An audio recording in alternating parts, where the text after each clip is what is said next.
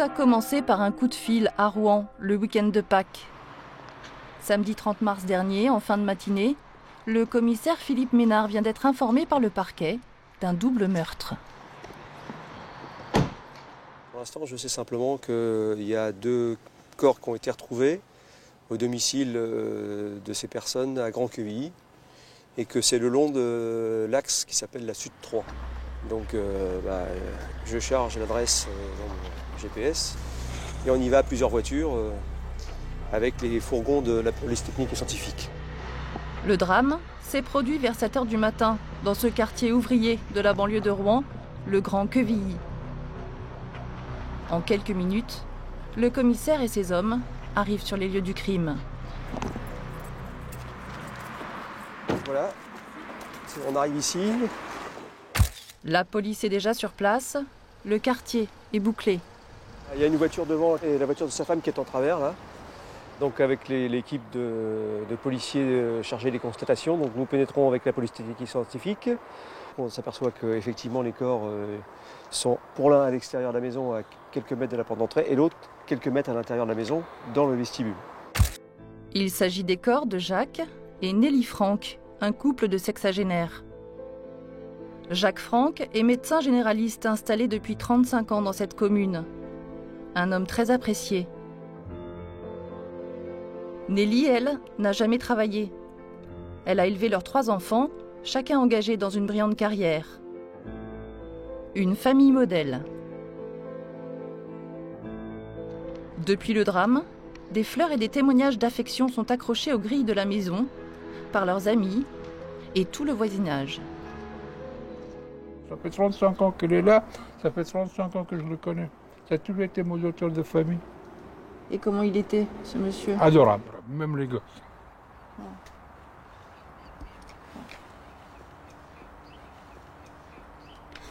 Excusez-moi. C'était vraiment une surprise pour vous, alors? C'est un malheur. Devant son cabinet médical à Rouen, ses patients sont atterrés.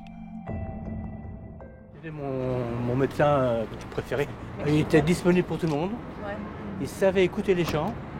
Il se mettait à la portée des gens, même des plus humbles et des moins instruits. Il leur expliquait correctement ce qu'il fallait faire, pas faire. C'était quelqu'un de très social. Comment cette figure locale respectée, aimée de tous ainsi que son épouse, ont-ils pu être abattus de sang-froid? On leur a tiré dessus et on est surtout tiré à bout touchant au bout portant, ce qui nous semble être ça, avant l'autopsie. Et puis surtout, on ne retrouve pas d'armes sur les lieux qui auraient pu servir à cet homicide. Pas d'armes, pas d'effraction ni de vol. Le commissaire en déduit qu'il s'agit d'une personne qui a voulu exécuter ses victimes et les aurait pris par surprise. On a manifestement soit attendu qu'il ouvre, soit il a ouvert peut-être à quelqu'un qu'il connaît. S'agit-il d'un règlement de compte ou d'une vengeance? Qui pouvait bien en vouloir à Jacques et Nelly Franck au point de les tuer? De retour au commissariat, Philippe Ménard entend le fils aîné des époux Franck. Il découvre que si Jacques n'avait pas d'ennemis, Nelly, elle, en avait au moins un. On apprend que la maman avait un problème assez lourd avec son frère pour un héritage de famille. Un héritage. Cette demeure à Colombage, située à quelques mètres seulement du cabinet médical de Jacques Franck. Un bien que Nelly possédait en indivision avec son frère, Christian Lebar. À la mort de leurs parents, Nelly voulait vendre la maison mais son frère refusait de s'en séparer. Le maire de la commune, Marc Massillon, est un proche de la famille et un témoin du conflit entre Nelly et son frère. Du souvenir que j'ai de nos conversations, c'est qu'ils ont toujours eu des problèmes avec le beau-frère. C'était quelqu'un qui vivait pas comme je sais pas, il était en marge, je sais pas, enfin, il y avait toujours des situations de litige, parfois de conflit. Enfin, Pendant 10 ans, le dialogue entre Madame Franck et son frère, Monsieur Lebar, était donc difficile. Ancien officier de la marine marchande à la retraite, il habitait la maison familiale. Et selon les voisins, c'était un drôle de personnage. Il était toujours bien habillé, costume, avec des blasons et tout. C'était quelqu'un qui avait eu des bonnes places dans la vie, quoi, qui avait voyagé dans le monde. Et après la mort de ses parents, il s'est enfermé complètement et il sortait plus de chez lui, quoi. C'est quelqu'un de renfermé qui parlait plus à personne, sauf à des jeunes apparemment. Il hébergeait des jeunes de temps en temps chez lui. Mais en 2010, Christian Lebard décède d'une crise cardiaque. Sa sœur pensait récupérer le bien.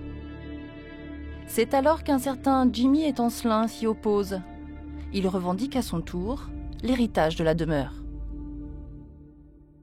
En fait, le nommé Jimmy et ses parents étaient voisins du frère de madame. Comme le jeune Jimmy était doué de ses mains et qu'il savait, il s'est fait s'y prendre en réparation, etc. Donc le frère de madame avait eu l'occasion de lui demander des petits services. Jimmy Étancelin a un CAP de menuisier et vit de petits boulots. Il effectue des travaux de rénovation chez Monsieur Lebard. C'est ce qu'il raconte dans son journal intime que nous nous sommes procurés. Je réalisais des travaux d'intérieur et d'extérieur à la maison. En 2003, Christian Lebard lui propose d'emménager chez lui. J'ai commencé à habiter chez Monsieur Lebard dans la maison située 33 rue Alexandre Barabé à Rouen. Il m'avait logé dans la chambre de bonne, située sous les combles. Au décès de Monsieur Lebard, Jimmy refuse de partir. Alors Nelly Franck le fait expulser. Pour la police, l'héritage de cette maison pourrait être le mobile du crime. Jimmy Étancelin apparaît comme le suspect numéro 1. Ce jeune qui est de Rouen, qui revendiquait aussi sa part d'héritage, nous intéresse. Donc on commence à faire des vérifications sur lui. Donc on a mis une équipe en surveillance au dernier domicile qu'on a pu lui trouver. Depuis son expulsion, Jimmy vit au centre-ville de Rouen, dans cet immeuble. Le soir même du double meurtre, la police décide de l'interpeller.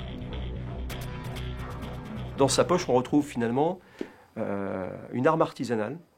Et surtout, également, on trouve des clés sur lui, à sa ceinture, qui sont en fait les clés du fameux domicile qu'il revendique, alors qu'il n'y met plus les pieds depuis 3 ans. Donc ça démontre bien une obsession, une idée permanente en lui qui est de récupérer sa maison. Jimmy Étancelin est alors mis en garde à vue et auditionné.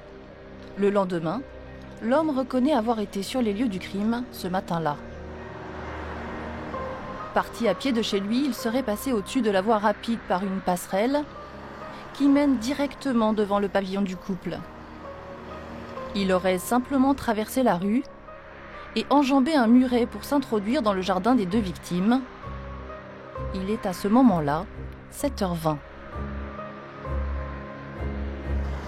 Mais il dit ne pas avoir agi seul et dénonce un complice présumé. Mustapha Meraoui. Cet homme se trouve justement dans les locaux de la police. Coïncidence extraordinaire, il est venu dénoncer Jimmy pour le double meurtre. Il est immédiatement arrêté et incarcéré. On a 2 personnes en garde à vue, s'accusant mutuellement, donc on se dit, un ou deux, ou les deux, ont participé à l'opération. 2 jours plus tard, les 2 suspects sont emmenés cagoulés et menottés devant le domicile des époux Franck pour une reconstitution. Mais dès le lendemain, coup de théâtre. Mustapha, le complice présumé de Jimmy, est libéré, faute de preuves suffisantes, en attendant les conclusions de l'enquête. Depuis sa remise en liberté et avec le soutien de son avocat, Mustapha Meraoui dénonce toute implication dans ce double meurtre. On m'accuse d'avoir tué 2 gens que je connais même pas, que j'ai jamais vus. Mais je suis heureux d'être dehors et j'en remercie beaucoup mon avocat et tous les gens qui me soutiennent. Ma famille, tout le monde s'est mobilisé hier. J'ai des frères et sœurs qui sont venus de l'autre bout de la France. Mais quand même, ils croient en moi. Ils savent que je suis pas capable de faire ça. Je pourrais pas être capable de faire ça. Alors pourquoi Mustapha s'est-il retrouvé au cœur de cette affaire ? C'est bon, t'as mis le thé et tout? Il y avait des gâteaux aussi là. Mustapha était le meilleur ami de Jimmy. Ils se connaissaient depuis 15 ans. Il n'avait jamais été à Paris de sa vie. Il n'avait jamais vu la Tour Eiffel. Il n'avait même jamais passé la rue de Rivoli. Quand je lui ai fait voir que le Louvre était là, il ne savait pas ce que c'était. J'étais un peu impressionné, je l'ai emmené chez ma sœur. On a été à Euro Disney. Mais c'était pas quelqu'un qui se livrait, c'était quelqu'un de renfermé. C'était quelqu'un qui était dans sa bulle. Malgré tout, il se confiait à Mustapha. Ce dernier savait depuis longtemps que le couple Franck était en danger de mort. Il me disait qu'il allait les fumer, qu'il allait les tuer, hein. Qu'il allait passer à l'acte, comme ça. Je vais les tuer. Je vais les tuer, je vais les tuer. Pour Jimmy, cette maison était la sienne. Il possédait un testament que lui avait écrit le frère de Nelly. J'ai trouvé un testament de Monsieur Lebar notifiant que j'étais, je cite, son seul et unique légataire universel. Apparemment, Christian Lebar et Jimmy avaient conclu un accord. Tous les mois, il lui donnait l'intégralité de son salaire et en échange, il lui avait fait cet acte qui lui léguait la maison. Mais ce document n'a jamais été reconnu conforme par la justice. Après 3 ans de procédure contre le couple Franck, Jimmy perd définitivement, en février dernier, l'héritage de cette maison. Selon le commissaire Ménard, ce serait le déclic qui aurait provoqué son geste fou. C'est une haine régulière qu'il a forgée avec le temps, de ce qu'on a pu voir au cours des témoignages qu'on a recueillis, qui ont évoqué son désir de vengeance depuis un certain temps. C'est donc l'impossibilité d'hériter de cette maison qui était le Graal pour cette personne, sa conquête, son firmament. Le 18 avril prochain, Mustapha Mehraoui devra se représenter devant le juge des libertés. Quant à Jimmy Étancelin, il est toujours incarcéré à la maison d'arrêt de Caen. Il risque la réclusion criminelle à perpétuité.